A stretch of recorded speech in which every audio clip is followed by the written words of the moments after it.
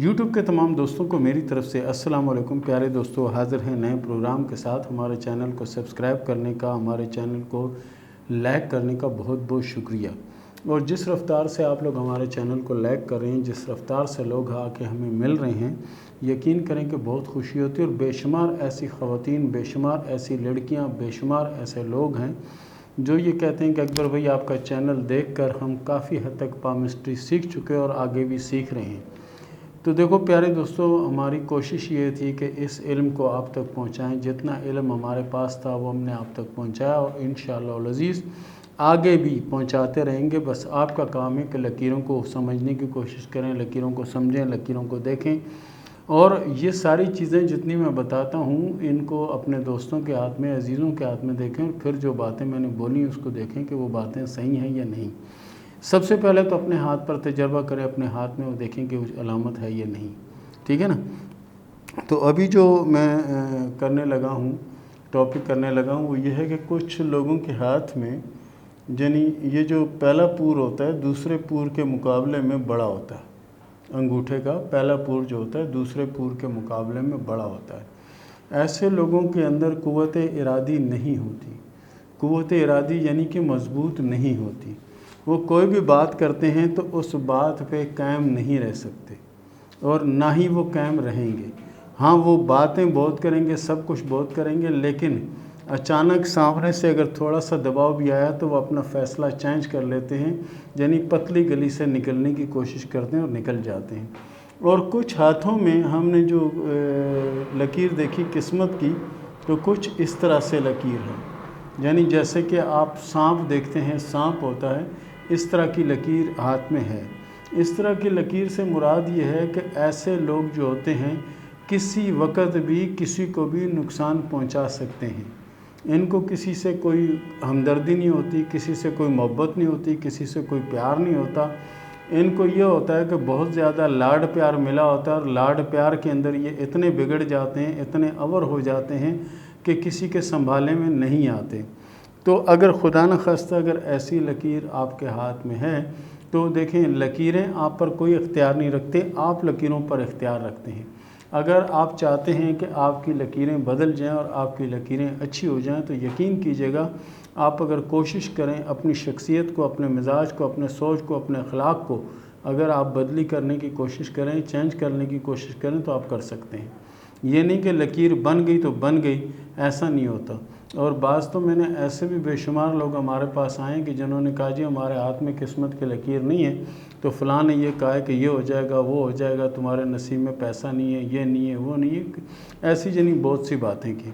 लेकिन मैं उनको चैलेंज से कहता हूँ कि ऐसा नहीं है कि अगर आपके हाथ में किस्मत की लकीर नहीं है तो इसका मतलब ये नहीं कि आपकी किस्मत नहीं है। इसका मतलब ये है कि किस्मत आपकी अच्छी है, लेकिन आप अपने रास्ते का तयन खुद करें।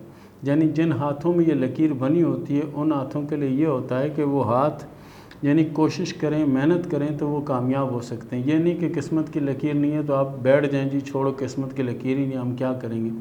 तो आप कोशिश करेंगे, इंशाल्लाह आपको अल्लाह कामयाब करेगा। और जिन हाथों में होती है उनके लिए रास्ता बना दिया जाता है कि इस रास्ते पे आप चलें। जिन हाथों में नहीं होती उनको अल्लाह ताला ने फ्री हैंड दिया होता है कि जिस चीज़ में तुम मेहनत करो, कामयाब मैं करूँगा। तो प्यारे दोस्तों, वो लकीर को ज़रूर देखिएगा। इस तरह की अगर लकीर आपके हाथ में है या आपकी बीवी के हाथ में है या आपके शौहर के हाथ में है, तो ये कोई ख़ास अच्छी अलामत नहीं है। लेकिन इसका हल भी है। इसका हल ये है कि आप सदका दिया करें, इस्तग़फ़ार किया करें, सूरह इखलास को पाबंदी से पढ़ा करें, इंशाअल्लाह अल्लाह रहम करेगा। ये था प्यारे दोस्तों हमारा टॉपिक। और इसके साथ ही शुरू करते हैं सवाल व जवाब का सिलसिला। सबा ने सवाल किया गुजरांवाला से कि ये बताएं कि शादी के बाद आउट ऑफ कंट्री में रहूँगी या अपने मुल्क में रहूँगी। ये बताएं, आपके हाथ की लकीरों के मुताबिक आपकी ज़िंदगी ज़्यादा पाकिस्तान में गुजरेगी और शादी के बाद भी आप पाकिस्तान में रहेंगी और शादी आपके अल्लाह के फजल से कामयाब होगी। अरीबा ने सवाल किया है वज़ीराबाद से कि ये बताएं कि शादी के बाद पाकिस्तान में रहूँगी या पाकिस्तान के बाहर ज़्यादा। हाथ की लकीरों के हिसाब से सफ़र तो आपके होंगे, लेकिन जना आप पाकिस्तान में रहेंगी और पाकिस्तान ही आपके लिए बेहतर रहेगा। निम्रा ने सवाल किया गुजरात से कि ये बताएं कि लव मैरिज होगी या अरेंज मैरिज होगी। اور شادی کے بعد کی زندگی کیسے گزرے گی؟ شادی کے بعد کی زندگی اللہ کے فضل سے آپ کی بہت اچھی اور بہت بہتر گزرے گی انشاءاللہ۔ نوید پرویز نے سوال کیا کراچی سے کہ یہ بتائیں کہ میرے نصیب میں دولت ہے یا نہیں۔ ہاتھ کی لکیروں کے حساب سے آپ کے ہاتھ میں لکیریں بہت اچھی ہیں، قسمت میں دولت بھی ہے اور کامیابی بھی ہے، لیکن اس کے لیے تھوڑا ٹائم لگے گا۔ صبا وحید نے سوال کیا ہے باول نگر سے کہ یہ میرے اور میرے شوہر کے ہاتھ ہیں، یہ بتائیں کہ ہماری قسمت میں کامیابی کب ہے اور کب کامیابی ملے گی۔ دیکھیں، آپ دونوں کے ہاتھ میں جو قسمت کی لکیریں ہیں وہ اللہ کے فضل سے بہت اچھی ہیں، لیکن یہ کامیابی اور یہ کامرانی جو ہے نا 2025 میں آپ کو ملے گی، اور انشاءاللہ دولت بھی آئے گی اور زندگی میں سکون بھی ہوگا انشاءاللہ۔ خالد نے سوال کیا کراچی سے کہ یہ بتائیں کہ حالات کب اچھے ہوں گے۔ خالد بھائی، آپ کے ہاتھ میں جو سب سے اہم اور سب سے خاص چیز ہے وہ یہ ہے کہ دماغ کی اور زندگی کی جو لکیریں ہیں دونوں الگ الگ ہو کے چل رہی ہیں۔